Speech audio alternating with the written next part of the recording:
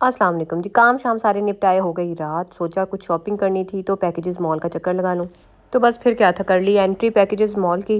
Packages mall आए तो पता लगा कि यहाँ पे लगा हुआ 50%, 40% और 20% तक का ऑफ। तो रश तो बहुत ज़्यादा था। सीजन सेल चल रही थी और अच्छे अच्छे आर्टिकल्स थे, तो कुछ यहाँ से ख़रीदारी कर ली।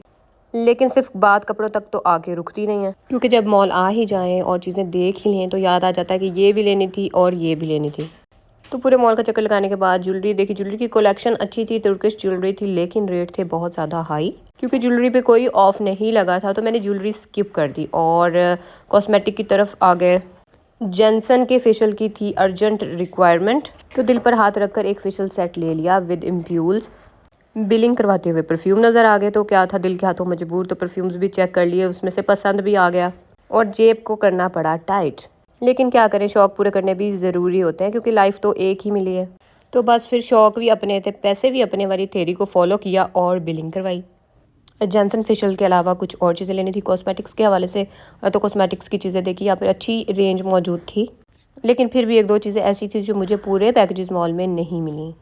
कॉस्मेटिक्स की बात की जाए तो यहाँ पर आपको हर रेंज की चीज़ मिलती है, लेकिन किसी किसी के रेट मुझे थोड़े बाहर की निस्बत ज़्यादा लगे हैं। लेकिन क्वालिटी और चीज़ ओरिजिनल मिल जाती है आपको।